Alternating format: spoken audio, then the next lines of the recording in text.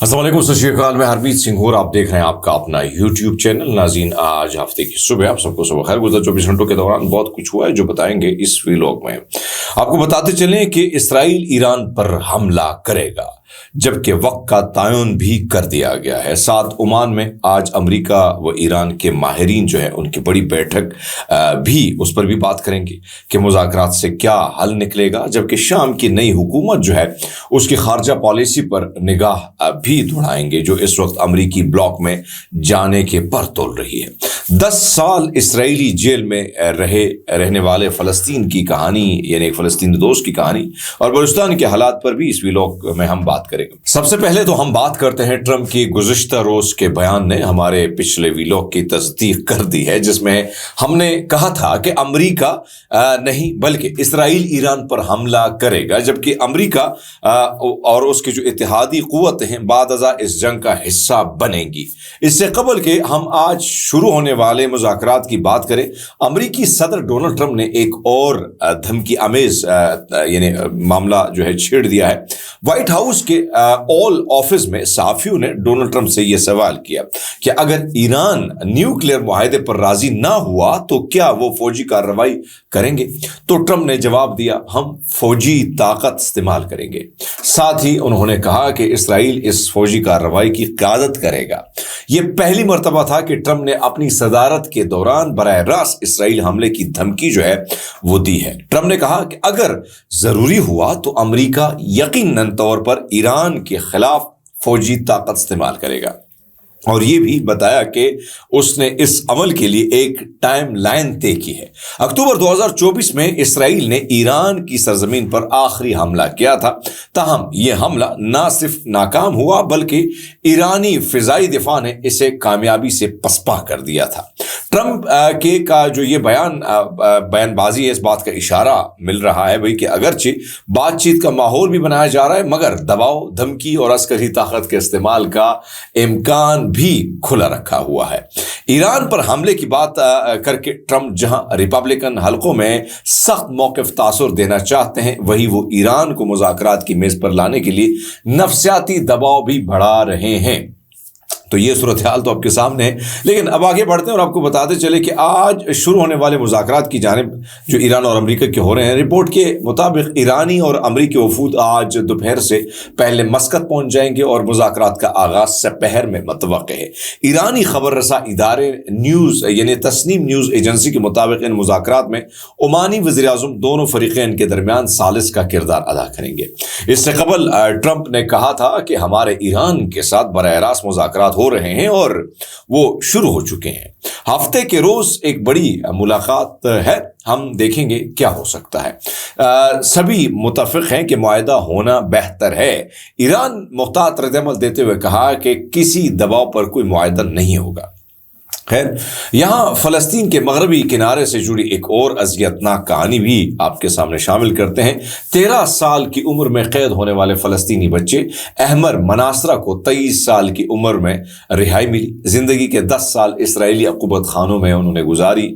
ये कहानी है मशरिक़ यरूशलेम की एक फ़लस्तीनी लड़के की, जिसकी ज़िंदगी 13 साल की उम्र में एक ऐसे वाक़े ने बदल दी जो न सिर्फ उसके बचपन को निकल गया बल्कि उसके ज़हनी सुकून को भी यानी मैं समझता हूं कि चीर फाड़ गया। सन 2015 था। इसराइल ने दावा किया कि 2 कम उम्र फ़लस्तीनी लड़कों ने एक गैर कानूनी यहूदी बस्ती के करीब 2 इसराइलियों को चाकू मार कर जो है उनको जख्मी किया या उन्हें कत्ल किया है। उनमें से एक हसन मनासरा था जिसे शहीद किया गया, जबकि दूसरा अहमद मनासरा जिसे गिरफ्तार किया गया। अहमद की उम्र सिर्फ 13 साल थी। एक ऐसा दौर जो आम बच्चों के लिए खेलने, सीखने, ख्वाब देखने का होता है, लेकिन अहमद के हिस्से में यही कुछ आना था। कैद, तन्हाई, जहनी अजियत। अहमद पर यह इल्ज़ाम था कि वो इस वाक़े के वक्त वहाँ मौजूद था।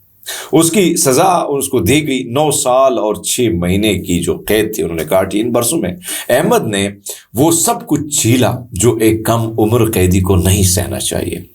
شدید ذہنی دباؤ، نفسیاتی مسائل اور وقتاً فوقتاً علاج کی اپیل جنہیں بار بار مسترد کر دیا گیا۔ انسانی حقوق کی تنظیموں نے مسلسل خبردار کیا کہ احمد کا دماغی توازن بگڑ رہا ہے، مگر آواز ان دیواروں تک نہ پہنچ سکی جہاں احمد قید تھا۔ بالآخر کل اسے رہائی ملی۔ وہ اب 23 سال کا نوجوان ہے جس کے چہرے پر عمر سے پہلے وقت کے سلوٹے اور ذہن میں قید کا خوفناک عکس باقی ہے۔ احمد اب ایک علامت بن چکا ہے، وہ علامت جو دنیا کو یاد دلاتی ہے کہ قابض طاقتیں بچوں کے ساتھ کیا کیا سلوک کرتی ہیں، اور یہ کہ فلسطین میں بچپن بھی جرم بن سکتا ہے۔ اب بات کرتے ہیں سیریا کی نئی حکومت کے حوالے سے، جو عالمی سطح پر امریکی بلاک کے قریب تر ایک اور سفر طے کر چکی ہے۔ جنوبی کوریا اور شام نے باضابطہ طور پر سفارتی تعلقات قائم کر لیے ہیں، جو شامی صدر احمد الاشرا کی عبوری حکومت کا امریکی بلاک میں جانے کا اہم سنگ میل ہے۔ اس اقدام کو شام کی امریکہ اور اس کے اتحادیوں کے قریب ہونے کی کوشش کے طور پر دیکھا جا رہا ہے۔ شام کا شمار ان چند ممالک میں ہوتا تھا جو عالمی سطح پر شمالی کوریا کے ساتھ کھل کر کھڑے ہوتے تھے، مگر اب شامی حکومت کی نئی قیادت جو ہے عالمی طاقتوں کے ساتھ نئے تعلقات جو ہے استعمال کرنے کی پالیسی پر گامزن ہے۔ جنوبی کوریا کو شمار امریکہ کے سب سے قریبی اتحادیوں میں ہوتا ہے۔ شام کا اس کے ساتھ ایک سفارتی تعلق قائم کرنا در حقیقت امریکی بلاک میں قدم رکھنے کا اندیا ہے۔ یہ وہی شام ہے جو کئی دہائیوں تک روس، ایران اور شمالی کوریا جیسے ممالک کے قریب رہا۔ کیا نئی شامی حکومت جو ہے امریکی بلاک کا حصہ بننے اور اپنے مفادات کا تحفظ کرتے ہوئے ایک متوازن خارجہ پالیسی اختیار کر سکے گی، یا یہ قدم شام کو ایک نئی سر جنگ کا میدان بنا دے گا؟ یہ وہ سوالات ہیں جن کے جوابات آنے والے مہینے دیں گے۔ اب ظاہری بات ہے پاکستان کی بات بھی کرنا ضروری ہے، اور صوبہ بلوچستان کی جہاں BNP کا دھرنا 15ویں روز سے جاری ہے۔ لکپاس میں جاری دھرنا نہ صرف بلوچستان کی سیاسی جدوجہد کا ایک اہم باب ہے، بلکہ سردار اختر مینگل کا خطاب اس احتجاج کو نظریاتی گہرائی بھی دے رہا ہے۔ مینگل نے اپنی تقریر میں جس انداز سے پیپلز پارٹی اور مسلم لیگ نون کو نشانہ بنایا، اس سے یہ واضح ہوتا ہے کہ بلوچ قیادت اب قومی سیاست کے روایتی چہروں سے مکمل مایوس ہو چکی ہے۔